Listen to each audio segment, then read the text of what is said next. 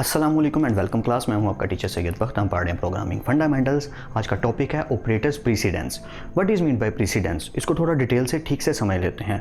यहाँ एक छोटी सी अनाउंसमेंट कि मैंने एक प्लेलिस्ट बना दी है प्रोग्रामिंग की। मैं हर क्लास से पहले, हर लेक्चर से पहले ये बातें बार बार कही जा रहा हूँ, सिर्फ इसलिए कि कुछ स्टूडेंट्स को कुछ टॉपिक्स मिस होते जा रहे हैं। वो समटाइम मुझे मैसेज भी कर देते हैं, सर ये वाला टॉपिक नहीं मिल रहा। मे बी वो टॉपिक बना हो लेकिन आपको ना मिल रहा हो, तो आप मेरे चैनल पे जाइए, प्लेलिस्ट में प्रोग्रामिंग फंडामेंटल्स कोर्स को क्लिक कीजिए ताकि आपको सिक्वेंशली सारे के सारे लेक्चर्स और क्लासेस ईजिली मिल पाएँ और आप ठीक से समझ पाएँ ताकि कोई टॉपिक आपसे स्किप ना हो जाए। आई होप सो आप समझ गए होंगे। तो जल्दी से अपने टॉपिक पे मूव करते हैं। Operators precedence. प्रीसीडेंस का क्या मतलब है? इसको आसान लफ्ज़ों में अगर मैं कहूँ तो ये प्रायोरिटी को कहूँगा मैं। जैसे आप कंप्यूटर यूज़ कर रहे हैं, रियल लाइफ एग्जाम्पल से ना बात जल्दी समझ आ जाती है। अगर आप कंप्यूटर यूज़ कर रहे हैं तो अगर आप USB लगाते हैं तो आपका कंप्यूटर का जो मेथोडोलॉजी है या आर्किटेक्चर है वो कुछ इस तरीके से डिज़ाइन किया गया है कि वो सारी चीज़ों को छोड़ के USB को आपको शो कर देगा कि जी आपकी USB पिन की गई है, ये देख लीजिए। आई होप मेरी बात आपको समझ आ रही है। या जैसे घर में होता है कि आप बैठे हैं, बातें कर रहे हैं, लेकिन कोई ऐसा पर्सन आ गया जो बहुत यूनिक है, बहुत इंपॉर्टेंट है, तो आप सारी चीज़ें छोड़ के उधर को भागने लग जाते हैं कि यार ये पर्सन आ गया, क्या बात है। मेरी बात आई होप आप समझ पा रहे हैं। ये बिल्कुल ऐसा ही है कि नबी करीम सल्लल्लाहु अलैहि वसल्लम की एक हदीस पाक है, अल्लाह कमी बेशी माफ़ करे, मैं शेयर कर लेता हूँ। हज़रत आयशा रज़ियल्लाहु अन्हा से मरवी है कि बैठे होते थे आप सल्लल्लाहु अलैहि वसल्लम और बातें कर रहे होते थे। अज़ान की आवाज़ कानों तक कभी आती ही थी तो बात को बीच में ऐसे छोड़ के चले जाते थे जैसे हमें जानते तक नहीं। तो ये क्या है? ये है प्रायोरिटी, कि मैं सबसे ज़्यादा प्रायोरिटी किसको दूंगा। जैसे किसी को बर्गर पसंद है और घर में दाल बनी है और दाल उसे नहीं पसंद, तो वो क्या करेगा? दोनों में से प्रायोरिटी किसको देगा? बर्गर को, अवेलेबिलिटी के अकॉर्डिंग। तो बात सिर्फ इतनी है कि किसी चीज़ को प्रायोरिटी देना कहलाता है प्रीसीडेंस। अब हम बात करते हैं ऑपरेटर्स की। अगर किसी ने ऑपरेटर्स वाली क्लास नहीं देखी, I highly recommend you. Types of operators सारी के सारे मैंने डिटेल से 1 बाय 1 सारी चीज़ों को बताया इन क्लास के अंदर। आप ज़रूर वो वाला लेक्चर वो ज़रूर देख लो, वरना वो लेक्चर देखना आपके लिए समझ लो मैंडेटरी है, कंपलसरी है। अब हम बात करते हैं डिटेल से कि प्रीसीडेंस ऑपरेटर्स की बात का मतलब क्या है। देखें, जब आप कोई भी स्टेटमेंट लिखते हैं, कोई भी फंक्शन परफॉर्म करने लगे हैं, तो अगर आपको प्रीसीडेंस का मतलब नहीं पता तो आपका आंसर गलत आ सकता है। इसलिए मैंने सोचा कि इस पर क्लास बना के आपको समझा दूँ कि ऑपरेटर्स की प्रीसीडेंस काम कैसे करती है। फॉर एग्जाम्पल, पहले एग्जाम्पल कर लेते हैं, फिर प्रीसीडेंस की बात करेंगे। जैसे आप एक छोटा सा रफ सा प्रोग्राम ड्रॉ कर लेते हैं। प्रोग्राम नहीं बनाऊंगा, बस एक रफ सा आइडिया आपको दे दूंगा कि आपने एक वेरिएबल इनिशियलाइज करवाया A, उसमें 10 स्टोर करवा दिया, B में 2 और C में स्टोर करवा दिया 5 करवा लेते हैं। चलें, ओके। अब मैं क्या करता हूँ, मैं एक D नाम का वेरिएबल भी इनिशियलाइज करवा लेता हूँ, इंटीजर टाइप का। और D के अंदर क्या स्टोर करने लगा हूँ, ज़रा ठीक से समझिएगा आप कि मैंने क्या लिखा, A + B स्टैरिक C।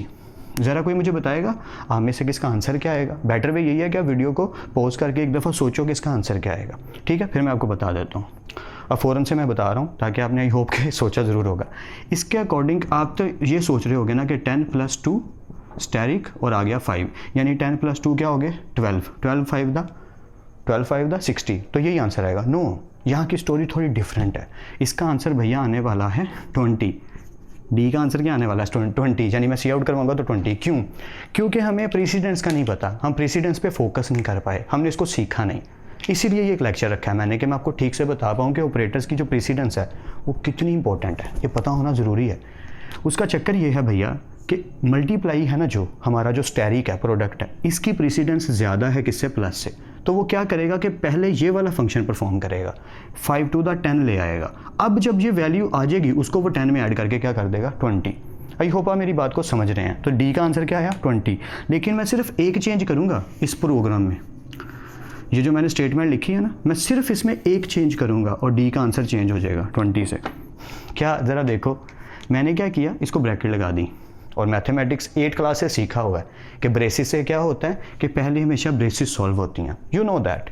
तो अब अगर मैं इनकी वैल्यू पुट करूं 10 + 2 और स्टैरिक आ गया 5, तो अब क्या होने वाला? अब वही आंसर आएगा जो हम पहले कह रहे थे कि अब इसका आंसर आएगा 60। तो ये प्रीसीडेंस से सिखाने के लिए ही मैंने प्रोग्राम लिखा है ताकि आपको ठीक से समझ आ जाए। तो मैं लिख देता हूँ पॉइंट ऑफ व्यू से कि ये किस तरीके से काम करती हैं। तो आपने याद रखना है कि जो हाई प्रीसीडेंस है, जो सबसे पहले प्रीसीडेंस गिनी जाती है, वो जाती है स्टैरिक की, डिवाइड की और मॉडुलस की, जो कि हम डिस्कस कर चुके हैं ऑपरेटर्स में। अगर किसी ने क्लास मिस किया, I highly recommend you, types of operators वाली क्लास मिस नहीं करने वाली, वो ज़रूर देखनी है। पर इनसे भी हाई कौन है, यानी कि मैं उसको कहूँगा कि ये मोस्ट हाई प्रीसीडेंस है, ये हाई हो गई और वो मोस्ट हाई होगी। थाने मैं पहले प्रोग्राम को थोड़ा सा इरेज कर दूं ताकि आपको प्रॉब्लम ना आए, क्योंकि हम थोड़ा सा और इसको शायद डिस्कस करें, अभी के लिए सिर्फ इतना। तो मैं कहूँगा ब्रेसिस की, ब्रैकेट्स की मोस्ट हाई होती है। सबसे पहले वो ब्रैकेट पे और उसके अंदर के ऑपरेटर पे, फंक्शन पे फोकस करेगा। वो ये देखेगा कि ब्रैकेट ऑपरेटर कहाँ लगा है, वो सबसे पहले उस हिस्से को सॉल्व करेगा, बाकी सब कुछ बोल जाएगा। ठीक है, ओके। हाई के बाद हम बात करते हैं कि हाई के बाद किसकी बात आ गई, लो की। तो लो कहना तो गलत है, लेकिन लो ही चलें कह लेते हैं, और भी वर्ड यूज़ नहीं हो सकता, प्लस की और माइनस की। तो याद रखिएगा, मल्टीप्लिकेशन, डिवीजन, मॉडुलस और हायर प्रेसिडेंस इन सी लैंग्वेज, C++, सॉरी ये C++ की बातें हो रही हैं और आपने इनको याद रखना है कि ये C++ पे डिस्कशन हो रही है। ओके, अब बात करते हैं कि हम इनको अगर एसोसिएटिविटी की बात करें, एसोसिएटिविटी क्या होती है उसके बारे में मैं बात करता हूँ आपसे, ताकि आपको ठीक से समझ आए। अगर मैं आपसे कहूँ कि इस प्लेस से लेके इस प्लेस तक हमने जाना है, तो आप कौन सा रास्ता इख्तियार करोगे, वो है एसोसिएटिविटी। जब हम कोई भी एक्शन परफॉर्म करने लगते हैं तो हमें ये पता होना चाहिए कि ये लेफ़्ट से राइट होगा या राइट से लेफ़्ट होगा। फॉर एग्जांपल, एक आसान सी बात है कि एसोसिएटिविटी का मतलब क्या है। अगर मैं इंग्लिश लिखूं, अगर आपने इंग्लिश का कोई भी वर्ड लिखा, तो क्या वो आप राइट से लेफ़्ट की तरफ पढ़ते हैं या लेफ़्ट से राइट की तरफ पढ़ते हैं? ऑफ कोर्स आप लेफ़्ट से राइट की तरफ पढ़ते हैं। तो जो इंग्लिश लैंग्वेज है उसकी प्रेसिडेंसी क्या होगी, लेफ़्ट टू राइट। मैं यहाँ पे रफ सा लिख देता हूँ ताकि आप बात को ठीक से समझ पाएँ कि इसकी प्रेसिडेंस बोल दिया मैंने, एसोसिएटिविटी। मैं लिख देता हूँ यहाँ एसोसिएटिविटी। स्पेलिंग समटाइम ना भूल जाते हैं, इसलिए मैं इस तरीके से बोल रहा हूँ, वैसे एसोसिएटिविटी होता है। ठीक है, तो इंग्लिश की एसोसिएटिविटी है लेफ़्ट टू राइट। बट अगर मैं बात करूँ उर्दू लैंग्वेज की, तो you very well know that कि उर्दू लैंग्वेज जो है वो राइट साइड से पढ़ी जाती है। तो इसके लिए आपको बताना होगा उस पर्सन को जो पढ़ने लगा है, एसोसिएटिविटी राइट टू लेफ़्ट है, ताकि वो गड़बड़ ना करे। अगर आपने ये लिखा है कि असलम ने खाना खाया, तो वो क्या पढ़ेगा, खाया, खाना, ने, असलम। तो ये प्रॉब्लम आ गई ना, सारे का सारा मीनिंग ही चेंज हो गया और मतलब तो ख़राब हो ही गया, आर्किटेक्चर प्रॉब्लम कर रहा है। तो ये भी याद रखना है कि दो चीज़ें हैं, ऑपरेटर्स की प्रेसिडेंस हमें पता होनी चाहिए कि पहले प्रेसिडेंस में कौन अप्लाई होता है। नंबर 2, प्रेसिडेंस के साथ हमें ये भी पता होना चाहिए कौन से ऑपरेटर जो हैं वो कौन सी एसोसिएटिविटी को फॉलो करते हैं। क्या वो लेफ़्ट से राइट की तरफ मूव करते हैं या राइट से लेफ़्ट की तरफ मूव करते हैं। आई होप आप मेरी बात को समझ रहे हैं। तो आसान सी बात है, या ये तीनों ही लेफ़्ट की तरफ हैं, ये लेफ़्ट टू राइट है, बात ही ख़त्म, आसान हो गया हमारे लिए। बट हमने एक ऑपरेटर की बात करनी है जो राइट टू लेफ़्ट काम करता है, ताकि हम जब एग्जांपल करें तो ठीक से समझ पाएँ। ठीक है, चलो उसकी भी बात कर लेते हैं। तो मैं उसको ना रेड में लिखता हूँ ताकि ये याद रहे। भैया ये जो इज इक्वल टू का साइन है ना, याद रखना, इज इक्वल टू ऑपरेटर जहाँ भी यूज़ होंगे ये राइट टू लेफ़्ट चलेंगे। कैसे, एग्जाम्पल पहले इसी की करवाता हूँ ताकि आपको ठीक से बात मेरी समझ आ जाए कि मैं बोल क्या रहा हूँ। जैसे मैंने अभी भी एग्जाम्पल करवाई थी, वैसे ही एक एग्जाम्पल यहाँ पर कर लेते हैं, उसको डिस्कस कर लेते हैं। मैंने लिखा a is equal to 10, b is equal to 20 and c is equal to 30, that's it. और मैंने ये खेल खेला, देखिए ज़रा क्या, मैंने कहा a बराबर है b के और b बराबर है c के, और प्रोग्राम को ख़त्म करके c आउट करवा दिया। किसको c आउट करवा दिया, a को। और ये मेरी कंसोल विंडो है। जरा स्टोरी ठीक से समझ नहीं है, मज़ा लेके कि यार ये चक्कर क्या है, ये तो खेल रहे हैं हम प्रोग्रामिंग के साथ। या मैंने कहा था कि ये राइट टू लेफ़्ट की तरफ मूव करेगा, बट अगर अपनी दुनिया की बात करूं तो मैं कैसे सोचूंगा, अच्छा a में 10 पड़ा हुआ है, 10 चला गया b में। हाँ, मैं ऐसे ही सोचूंगा, b में 10 पड़ा हुआ है, वो चला गया c में, तो c की वैल्यू क्या आएगी, 10।